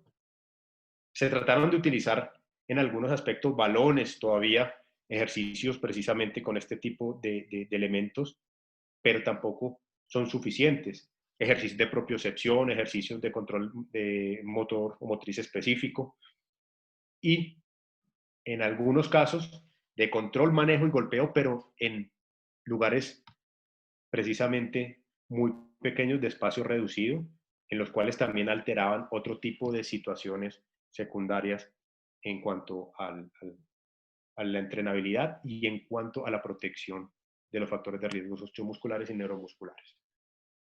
Las recomendaciones precisamente es a tener en cuenta los cambios de composición corporal. Son muy importantes evaluar precisamente la composición corporal viéndolos desde el aspecto del porcentaje graso y el porcentaje muscular. Disminuir la ingesta de carbohidratos, aumentar la ingesta de proteínas, es demasiado importante para que tengan posibilidades de recuperación adecuadas y también de musculación adecuadas post pandemia. A nivel psicológico, la idea es que se puedan también ver videos precisamente y reproducir los movimientos que se ejecutaban o están ejecutando estos muchachos para ir interiorizando precisamente este tipo de habilidades. Y la comunicación en la parte, es muy importante en la psiquis de una persona, en la psiquis de un deportista, la comunicación con todo el equipo, precisamente para ver cómo está este paciente, cómo está este atleta. ¿Por qué? Porque se ha observado precisamente que los cambios de la nutrición y los cambios del estado de ánimo de una persona pueden llegar al sobreentrenamiento, desde pacientes muy jóvenes que están en etapas formativas hasta pacientes adultos profesionales. Entonces hay que tener muy en cuenta esta situación y a valorarlo, precisamente para evitar algún tipo de trastornos de sobreentrenamiento. El control de la carga es muy importante. Hablaban en algunos estudios de carga interna, por ejemplo, hay la escala de percepción al esfuerzo de Borg, de 1 a 10, esa es la escala modificada. Está también algunas aplicaciones para mirar, por ejemplo, la variabilidad cardíaca, está, por ejemplo, para mirar algunas cargas también de entrenamiento que se generan y la respuesta de ellas. Los cuestionarios precisamente pueden ayudar, pero para hacerlo más sencillo, cuestionarios y la escala de Borg es lo más utilizado en virtualidad. La monitorización de la carga externa es más complicada, obviamente, porque cada persona se le estaba ejerciendo un ejercicio y muchas personas hacían más ejercicio del que se les decía por sus propias situaciones. Entonces, la monitorización de la carga externa es muy complicado en pandemia, en la virtualidad, pero se debe tratar de mantener. Hay muchas formas de visualizar esta carga externa. Por ejemplo, una de ellas es decirle a una persona cuál es su escala de Borg y multiplicar esa escala de Borg de todo el entrenamiento al tiempo que se realizó precisamente el volumen de entrenamiento, y con eso se puede mirar de alguna u otra forma esta carga externa que se ejerció en un momento dado desde la virtualidad. Eso podría ayudarnos a ver también, obviamente, cómo el paciente ha tenido su entrenamiento y si han sido cargas muy altas, si han sido cargas moderadas o si han sido cargas bajas. Ahora, ya hablando específicamente del retorno al fútbol, entonces vamos a ver los riesgos del deporte y cómo se minimiza precisamente estos riesgos. Hay algo precisamente que se llama el checklist o la lista de chequeo que se podría hacer en cada momento cuando las personas vuelvan a entrar a este retorno del deporte. Entonces, el tamizaje de contactos. ¿Esto qué significa? Ver con quién vive cada deportista. Y eso se puede generar una plantilla. En todos los trabajos se ha realizado, o en la mayoría de trabajos, cuando son presenciales, se ha realizado este tipo de plantillas. Se hacen en una plantilla Excel muy concreta, muy normal, y se dice con quién vive la persona, con quién más tiene contacto y demás. Eso es por situaciones también de salubridad. La signología y la sintomatología. Ya hablamos de los síntomas y la signología de los pacientes con COVID. Entonces, es mirar si el paciente precisamente tiene algún tipo de estos síntomas antes nombrados: dificultad para respirar, tos, si tiene fatiga, si se siente con algún malestar general, dificultad respiratoria, si tiene fiebre o ha sentido fiebre. Tomarle la temperatura al ingreso de la institución es una de las cosas más importantes, porque eso también ayuda desde muchas perspectivas, entre ellas las legales, para que precisamente estemos más tranquilos y tengamos una disminución de la posibilidad de contagio, y ver los factores de riesgo que tiene cada persona. Por ejemplo, si una persona es asmática, si una persona sufre, por ejemplo, en un caso raro, pero de hipertensión arterial, si una persona joven tiene diabetes mellitus, de diferentes formas. Esos son los factores de riesgo que hay que también tener en cuenta. Las acciones generales que han hablado diferentes tipos de organismo es: llegue y cámbiese, váyase y cámbiese, o váyase cambiado. ¿Qué pasa? La idea es que las personas lleven mudas de ropa y que primero lleguen con una ropa a la institución, se cambien allá hagan su deporte y cuando se vayan a ir, nuevamente se cambien y salgan con una nueva muda de ropa. Es importante que no se queden haciendo corrillo, que no se queden hablando entre ellos los muchachos y todos nosotros, los padres de familia. También hay que tener muy restringido quiénes personas entran, cuántas personas van a entrar a los sitios de entrenamiento. Entonces, lo que se dice es, llegue, entrene y vayas. No se congregue en áreas públicas, mejor dicho, en parqueaderos. Eso lo vemos muy comúnmente. Vemos varios muchachos hablando y los papás de estos muchachos hablando muy cercanamente. Esto evita también contagios. La distancia, el tapabocas y el lavado de manos es muy importante, pero también el lavado de los equipos, que más adelante vamos a ver. No escupir. Ya vimos que la tos, el estornudo, es una de las situaciones que más aumenta la carga y las partículas virales aéreas. Precisamente el escupir también uno saca precisamente estas gotículas y pues obviamente se tiene uno que retirar el tapabocas. Ahora, cuando uno escupe, una persona puede caer encima de esto al hacer el ejercicio, al hacer diferentes tipos de situaciones, y también va a contaminarse y probablemente no se va a dar cuenta que tiene la contaminación por la saliva de otra persona.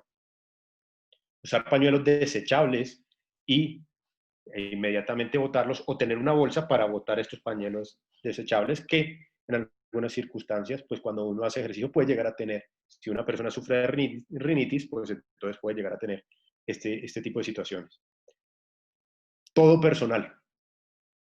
Nada de compartir, nada. Lo ideal es que, obviamente las botellas son personales, la hidratación es muy importante, entonces cada persona lleva su elemento, no se debe compartir.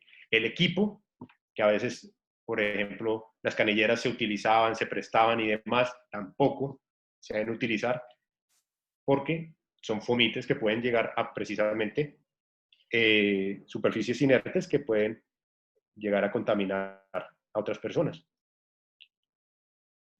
Si uno de pronto he visto jugadores que en este momento tienen lesiones de las manos, que no son arqueros, que no son guardametas, entonces tienen algún tipo de elemento como un brace, porque tuvo una lesión de muñeca y demás, ellos pueden entrenar, por ejemplo, sus miembros inferiores. También hay que lavar estos braces y lavar algunos tipos, por ejemplo, de vendajes que se puedan lavar, obviamente.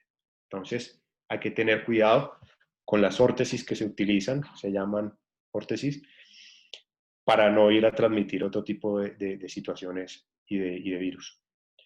Los balones y los elementos, al principio, como hablamos, hay diferentes fases y se hablan de 3 fases iniciales. La fase 1, que es la fase en la que no es de grupo, es individual, entonces cada uno utiliza su balón, lo desinfecta antes y después de terminar la práctica y no se lo presta a nadie, preferiblemente, y utiliza su balón para sí mismo. Además, tenemos que ver que en la fase 1 también no es una gran cantidad de personas las que van a entrar en un mismo momento. Tienen que ser limitados las personas que entran. Después ya se verá grupos más pequeños, grupos de 5 o 6 personas y después ya el grupo completo. Esas son las diferentes fases, pero siempre en estos momentos con su propio elemento o herramienta de entrenamiento. Bueno, si se tiene, por ejemplo, órtesis también en la casa, hay que tenerlas muy en cuenta. Y los guantes, los arqueros, los guardametas, limpiar los guantes. Es muy importante, acuérdense, eso también puede llevar a tener algún tipo de virus y puede conllevar a un contagio de este tipo de infección. Lo he venido diciendo a través de esta conferencia. Se aumentó el riesgo, se disminuyó el rendimiento, eso es claro. Las recomendaciones, y creo que se las han dado desde Daniela, psicóloga, también Astrid, nutricionista, ayer fisioterapia con Luis Eduardo y ahora yo, y yo sé que mañana también van a hablar de esto un poco, es el equipo multidisciplinario. Todos nos debemos responsabilizar de los atletas, de nuestros deportistas. Es importante la evaluación médica específica. ¿Por qué? Porque necesitamos ver un diagnóstico. ¿Cómo llega el paciente? ¿Cómo llega el atleta? ¿Cómo llega el deportista? Para de ahí en adelante tomar recomendaciones y ejecutar metodologías de entrenamiento. Saber qué tipo de ejercicio se hizo o no se hizo en la casa. Qué situaciones fueron vividas. Si de pronto el paciente, el deportista, perdón, tiene una lesión de nuevo o nueva. Si de pronto este atleta tenía un factor de riesgo de lesión anteriormente y ahora se le aumentó. Esa es una de las situaciones que más se está viendo. Y aparte de todo, ver las condiciones físicas de cada paciente, de cada atleta. Y obviamente, desarrollar un retorno gradual, que más adelante vamos a ver unas cosas que dice la FIFA y otras cosas que dice Aspetar y Taverner, que son de la Premier League y aparte de todo, todo el equipo de la FMARC de la FIFA, precisamente. Como venía diciendo, se altera la fuerza y la potencia. Las capacidades neuromusculares se van también disminuyendo poco a poco y produciendo estos deterioros de coordinación intramuscular y también de la alteración intermuscular. ¿Y qué pasa? Uno puede llevar años de entrenamiento, tener una capacidad en el pico de uno en la mejor circunstancia, en el mejor precisamente momento de un jugador.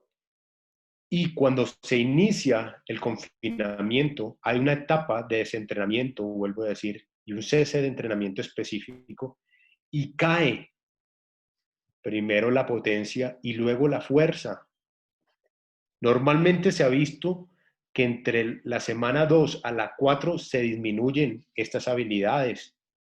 Se hace un plató o una meseta a la 12ª semana y a la 24ª semana ya va cayendo hasta llegar al nivel de preentrenamiento a la que estaba un deportista.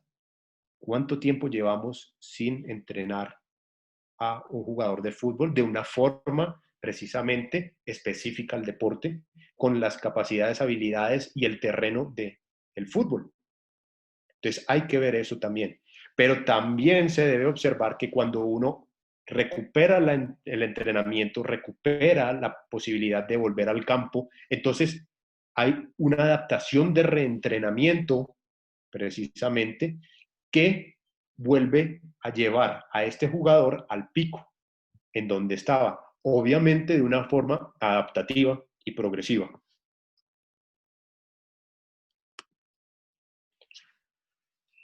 Ahora, el marco general de regreso desde la perspectiva médica, lo primero que hay que ver es si el atleta presentó COVID o no.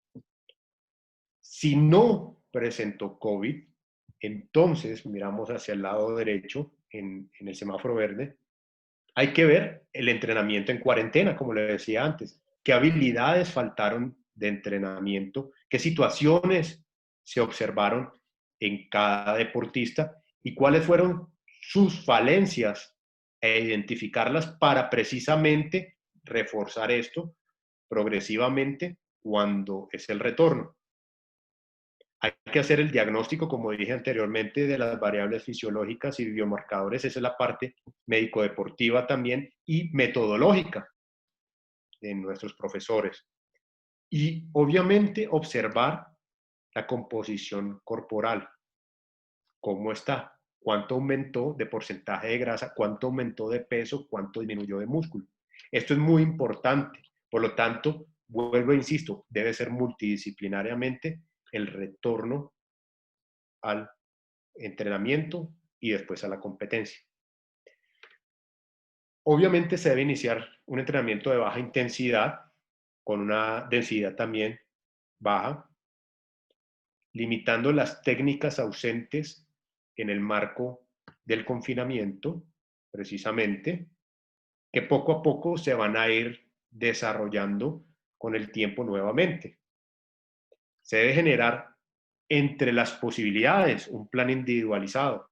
Sé que es complicado por la cantidad de jóvenes deportistas que hay, pero es tratar de ver las falencias en la generalidad del equipo, cómo se entrenó, qué fue lo que faltó, y ver algunos factores de riesgo o alarma, signos de alarma de alguno que otro jugador, para así llevarlo a un buen término de otra vez la readaptación. Y una de las cosas más importantes que ha hablado Aspetar y la FIFA es la monitorización continua, precisamente, de las cargas externas versus las internas. ¿Qué es eso? Las cargas externas nos habla de qué carga se ejerce en el entrenamiento, cuál es la intensidad, cuál es el volumen de entrenamiento. Y lo mismo con respecto a las cargas internas. ¿Qué genera, qué respuesta genera dentro del sistema corporal este entrenamiento? Para así evitar lesiones generalizadas, como lo hemos visto en el fútbol profesional de otros países, especialmente en Europa, que entraron teniendo todo y aún así se han ido lesionando. Entonces, la idea es ir adaptando a estos jóvenes, adaptando a estos jugadores para que no haya ningún tipo de lesión y asimismo valorando, monitorizando estas cargas de una forma continua. Usualmente se pueden hacer de diferentes formas, se puede hacer semanalmente, quincenalmente, mensualmente, bimensualmente, dependiendo de las posibilidades de cada grupo específico. Ahora bien, si el atleta, el deportista, futbolista, presentó COVID-19, se debe hacer una valoración y tamizaje, un screening médico para identificar patologías secundarias como la miocarditis, que es una enfermedad letal, que es la inflamación del músculo del corazón. Y esto puede llevar, obviamente, a muertes súbitas cardíacas. Entonces, es muy importante. Si una persona presentó o no presentó este tipo de enfermedad. ¿Qué se hace? Entonces, se hace este tamizaje. Ahorita vamos a ver un algoritmo de una forma rápida. Se autoriza o no se autoriza a volver al campo, dependiendo, obviamente, de la gravedad de la sintomatología del COVID. Pues bien, como decía en un principio, la PCR es la que nos va a dar la posibilidad de saber si una persona definitivamente tuvo o no tuvo COVID, entre comillas, porque hay personas que tienen sintomatología y salen con PCR negativa, toca volver a tomarle el PCR. Pues bien, si el test ya y los tests son positivos, hay dos posibilidades, que sean asintomáticos o sintomáticos. Si no son asintomáticos, no se puede realizar ejercicios de alta intensidad o mucho menos competir por 2 semanas. Se debe hacer a los 14 días, obviamente, de estar otra vez en cuarentena, una nueva evaluación y ver si el paciente continúa asintomático y si es así y tiene un electrocardiograma normal, se retorna a la competencia. Pues bien, si al contrario, el paciente cambia y se mira cuando hay una nueva evaluación, el paciente se torna sintomático o el electrocardiograma está anormal, entonces se pasa a la parte de sintomáticos y se mira la severidad del paciente. Se toman ecocardiogramas y electrocardiogramas para evaluarlo y se toman obviamente radiografías o TAC de tórax. Ahora bien, si en el TAC de tórax o en la radiografía muestra neumonía, obviamente también se individualiza el caso, se mira la severidad y el paciente no está apto para jugar o entrar al deporte en 3 a 6 meses. Si el electrocardiograma o el ecocardiograma sale con una miocarditis, también el paciente no puede jugar, no está apto en 3 a 6 meses. Sin embargo, si ocurre que el paciente no tiene miocarditis, entonces el paciente se mantiene en cuarentena 4 semanas, se mantiene sin hacer ejercicio estas 4 semanas y luego se valora nuevamente desde la perspectiva electrocardiográfica y ecocardiograma. Y se mira si está anormal o si está normal. Si está normal, retorno a competencia. Si está normal, se comienza otra vez todo el algoritmo. Esto es más o menos, no para que molestar a las personas, para que no entren, ni porque queramos que no entren, sino para evitar riesgos de muerte súbita cardíaca en el campo en pacientes jóvenes, atletas, deportistas. Ahora, las bases de la readaptación deben ser claras. Hay que mirar, como dije anteriormente, el monitoreo de la carga, cuantificarla y cualificarla para así progresar precisamente en la adaptabilidad del entrenamiento y las habilidades que se manejan. Ahora bien, Taverner, que es de la Premier League, y Daniel Cohen, que también maneja mucho de la Premier y todas las partes biomecánicas y toda la situación, precisamente el retorno al entrenamiento después de las lesiones, habla de una condición del caos. ¿Qué es el caos? En física y en biofísica, biomecánica también, es una eventualidad, una situación súbita que no tiene antecedentes, espontánea, variable y no anticipada. Y eso es lo que es el deporte muchas veces. Uno trata de fomentar, la parte metodológica trata de entregar una técnica a los deportistas para que ellos se rijan o se guíen por esta técnica. Pero debemos tener en cuenta que siempre van a haber movimientos diferentes, aleatorios, súbitos en cualquier tipo de entrenabilidad, entrenamiento y deporte.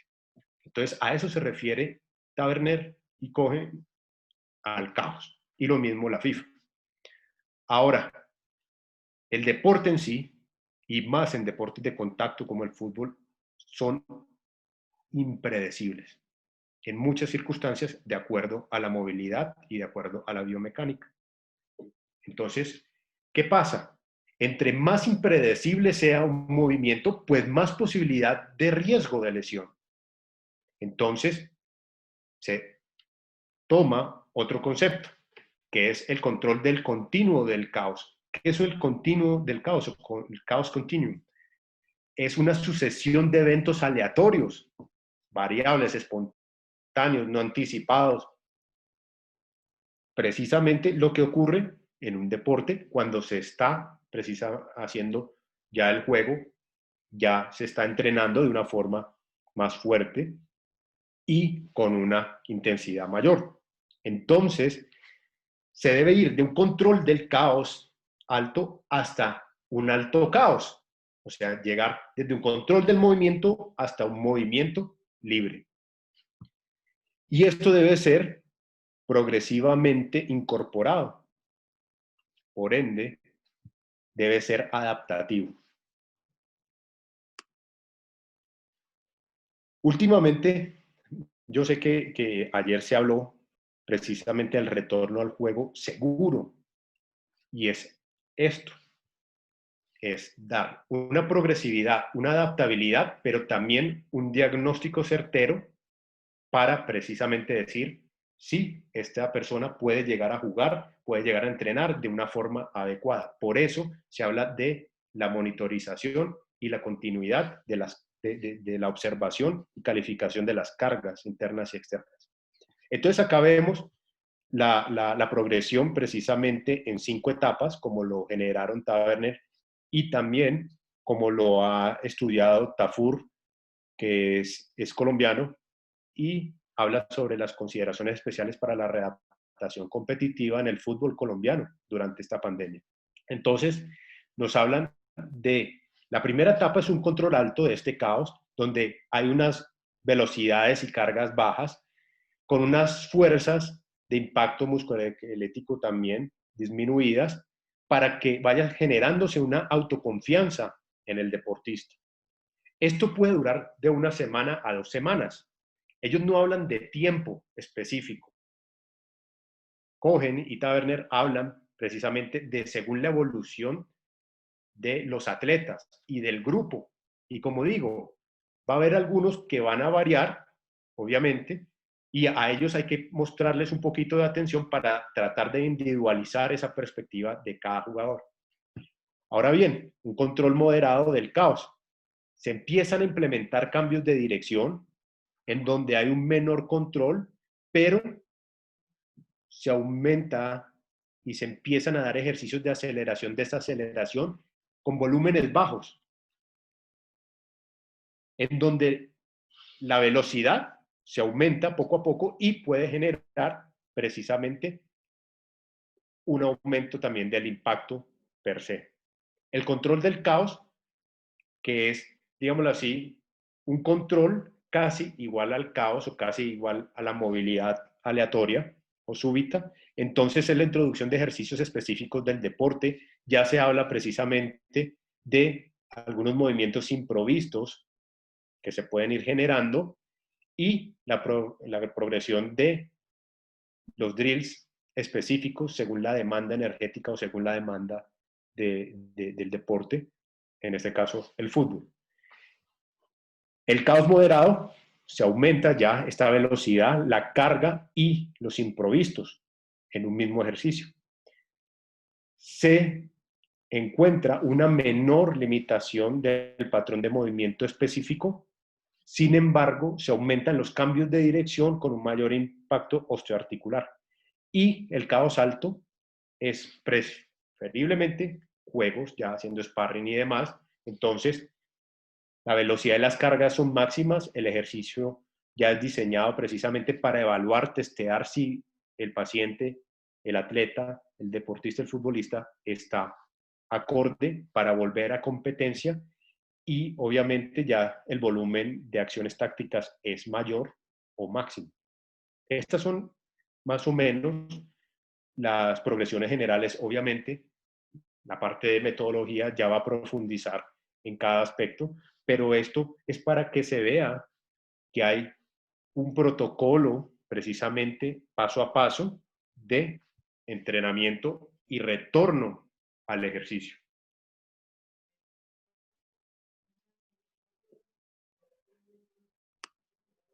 Y acá vemos los ejemplos. No voy a profundizar en esto, pero es algo que puede ayudar precisamente, y lo que dice la FIFA, Taverner y también Tafur aquí en Colombia, que decía, aquí vemos las 3 primeras etapas, donde hay un control alto, control moderado del caos y un control mayor del caos, pero más equiparable. ¿Qué pasa con respecto a las cargas, como lo vemos en la primera fila? En control alto se debe realizar más o menos a un 35% de la carga de competencia del equipo. En control moderado, del 35 al 45% de las cargas de competencia. El control del caos, ya casi igualados en la tercera etapa, es de un 45 a un 60% de la carga de competencia. Y cada uno va a tener un énfasis, una descripción del deporte, de la etapa o la fase. Entonces, la primera es para ir mejorando su capacidad, obviamente, cardiovascular, una resistencia al umbral. Hablan de unas frecuencias cardíacas máximas y su porcentaje. Todos sabemos que esto tiene una gran variabilidad, pero pues para que se implemente un poco la definición y la generalización, se hace ejercicios de origen intensivo, pero no con volúmenes altos y siempre con control de los estímulos mecánicos. En la segunda etapa, entonces, se continúa con la resistencia umbral, se hacen ejercicios intensivos donde se maneja también el core, propiocepción, el balance coordinativo y el control de estímulos. Pero, precisamente en la descripción se cambian algunas cosas. ¿Qué se cambian? Se progresan los ejercicios del control alto y se hacen, pero con un mayor impacto articular, precisamente, se empiezan a aumentar la potencia, se hacen las aceleraciones, desaceleraciones, se hacen los trabajos técnico-tácticos en un espacio que sea progresivo y poco a poco se van implementando algunas habilidades, obviamente. Ya en el tercer espacio, la tercera fase, pues se hablan de un ejercicios intensivos, extensivos, se hacen primero la zona extensiva de tempo 1, que son precisamente ejercicios un poquito mayores de volumen, pero con unas intensidades más bajas, y se empiezan a generar otro tipo de ejercicios en donde la velocidad aeróbica máxima más o menos esté en un 55 a 70%. Obviamente, eso sí tenemos este tipo de descriptores y fisiológicos. Si no los tenemos, entonces manejamos otro tipo de elementos, pero que nos ayude a ir progresando paso a paso. Y por último, vienen las etapas del caos moderado y del caos alto, ya cuando se empiezan a generar mayor, precisamente, movimientos aleatorizados y súbitos. Entonces, en la carga del caos moderado es más o menos del 55 al 70% de la carga de competencia, en el caos alto es mayor del 70% de las cargas de competencia, se manejan zonas extensivas de tempo 2 y se empiezan a manejar también específicamente 75% de la velocidad aeróbica máxima, con una velocidad de carrera también aproximadamente del 75% de su máximo, y se introducen ejercicios de velocidad máxima repetida, que son los ejercicios interválicos de sprint. La tolerancia a esta velocidad máxima y donde hay mayor volumen y mayor intensidad. Y por último, pues entonces las velocidades ya pasan del 85% de esta velocidad aeróbica máxima, donde también se genera precisamente un aumento de la velocidad de carrera y se hace simulaciones de competencia. Pues bien, estos son los ejemplos. Mañana, más adelante, obviamente se va a introducir los conceptos más profundos sobre la metodología, ya con precisamente preparadores físicos y metodólogos, pero precisamente también esto es como la introducción de todo el campo metodológico y de todas las situaciones médicas, deportivas, que nos atañen en este momento para el retorno adecuado de nuestros futbolistas en estados precisamente de crecimiento, en estados formativos. No siendo más, muchas gracias por toda la atención. Espero que haya sido de su provecho este compartir de los estudios y de toda la evidencia que se tiene hasta el momento de nuestra pandemia y de este flagelo. Muchas gracias. Doc, muchísimas gracias por tu intervención, por todo lo que significa lo que nos explicaste para este inicio. Sabemos que nos pasamos un poco el tiempo, tenemos algunas preguntas que te vamos a hacer, no vamos a hacer todas, pero Doc te pregunta Yolanda Neusa si los deportistas solamente en el entrenamiento utilizan caretas o pueden utilizar, no, espérate. ¿Pueden utilizar tapabocas o Sí, caretas? ¿qué pasa si los deportistas solamente en el entreno utilizan caretas y no los tapabocas? Bueno, también eso quería hablarles en este momento que me lo están preguntando. Las caretas pueden ayudar precisamente a crear una barrera. El problema es que son abiertas, tanto abajo como arriba. Hay unas que sí son completamente cerradas que pueden proteger un poco más, pero dense cuenta que el aire, o si están en un lugar indoor, dentro de una casa o dentro de un gimnasio, puede entrar por los lados o por abajo, inclusive las gotículas de saliva. Si una persona, por ejemplo, está haciendo un press de pecho o está haciendo unas flexiones de pecho y alguien tose o alguien está enfrente de él o arriba de él, pues caen esas gotículas y pueden llegar por abajo o pueden llegar por arriba. ¿Qué se ha dicho? Se puede mejorar mucho la posibilidad de respiración con estas caretas. Se pueden utilizar, no hay ningún tipo de inconveniente, pero siempre también utilizando de una forma específica la mascarilla. Como digo, mascarillas que sean preferiblemente para el deporte. no quirúrgicas o no los respiradores, porque ya, como lo dije anteriormente, pueden tener algunas situaciones de molestia. No se ha determinado realmente si producen problemas cardíacos, si en verdad producen muertes súbitas, hasta el momento no, pero sí pueden ayudar a contener el paso del virus.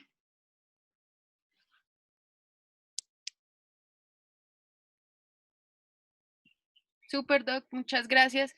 Nos dice Juan Manuel, buenas noches, doctor, muchas gracias por su presentación. Teniendo en cuenta todo lo expuesto y de acuerdo a lo que se ha dicho sobre los niños que son una alta fuente de contagio, ¿recomendaría volver a la presencialidad deportiva en caso de que los niños no cuenten con la posibilidad de realizar un test diagnóstico? Es muy complicado. Acuérdense que ahorita una de las cosas más importantes es manejo de sintomatología y signología. Yo aconsejaría que estos chicos más pequeños o que de pronto no tengan la posibilidad en este momento fuera virtual. Sin embargo, se pueden manejar todas las prevenciones.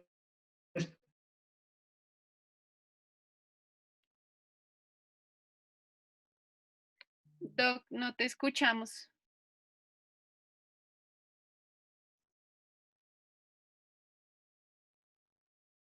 Que es importante para ellos. Entonces, Doc, si son Doc, espera, asintomáticos, disculpa, te interrumpo, se te cortó hace vale, poco. vale.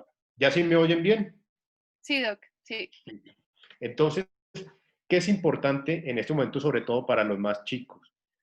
Uno, si los papás no se sienten seguros del retorno, que no se realice este retorno por parte de ellos.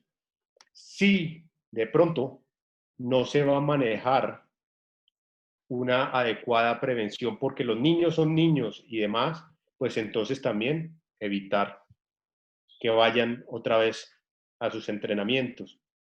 Sin embargo, se puede generar con todas las medidas de prevención una disminución del riesgo precisamente viral. Entonces, es dependiendo del caso y dependiendo de la situación que se esté evaluando en ese momento. Bueno, acá tenemos unos comentarios, Doc. Muchas gracias, excelente aporte y muy claro en todas tus explicaciones. También nos dicen un saludo desde Boyacá, excelente exposición, muy instructiva y de mucho beneficio, tanto para los entrenadores como para los deportistas. Acá tenemos otra pregunta. ¿Cuánto se puede tardar en volver el estado físico anterior al confinamiento? Bueno, eso también depende de la situación o del ejercicio que se realizó dentro del confinamiento. Usualmente puede tardar, ojo, dependiendo, pero usualmente puede tardar de 1 mes hasta 2 meses en tener el tope o el pico máximo al que se tenía anteriormente. Como digo, acuérdense, el consumo de oxígeno máximo es muy difícil de volver a tener rápidamente. Se tiene que mejorar primero los umbrales, es mejor dicho, disminuir o más bien atrasar la fatigabilidad. Eso es mejorar los umbrales. Y asimismo, después ya aumentar poco a poco el factor del consumo de oxígeno máximo. Listo, vamos con la última pregunta y es, ¿qué dolores o lesiones pueden aparecer luego de este periodo largo de inactividad? Muchos. De hecho, como hablaba inicialmente con algunas personas, he visto, por ejemplo, en futbolistas, en este momento, con patologías de ciclismo y he visto con patologías de básquetbol y voleibol. ¿Por qué? Porque la situación era de mantener, obviamente, las habilidades en este momento. Entonces se hacían ejercicios pliométricos. Y como vuelvo y repito, el piso, la superficie es muy diferente a la grama. Entonces, pues obviamente iba a producir muchos problemas la saltabilidad. Se están viendo casos de fascitis plantar comúnmente dolores en la planta de los pies, dolores en la rodilla secundarias al impacto articular, dolores en la columna, en la región lumbosacra, tanto en niños como en adolescentes, y que se ha planteado y que se aumentó también en los futbolistas, dolor en el hombro y dolor en los codos y muñecas, sin ser guardametas. Esta situación es debida, obviamente, a la manutención de las habilidades por parte de las diferentes metodologías de entrenamiento. Puede doler cualquier parte del cuerpo, pero principalmente en este momento lo que yo he visto en práctica es rodilla, tobillo y pie. Doc, muchas gracias. Hay una consultica ahí que te quieren hacer y es Claro. si es posible que puedas compartir la presentación para los formadores tener como una base, si quieres nos la haces llegar y la liga por medio de sus correos pues les hace llegar a los formadores. Claro, claro, con mucho gusto, no hay inconveniente, no hay ningún problema. Muchas gracias, Doc. Bueno, con mucho gusto. Bueno, antes de terminar y de cerrar esta charla tan importante del día de hoy, le voy a dar la palabra al profe Raúl para que él pueda hacer el primer cierre de este seminario.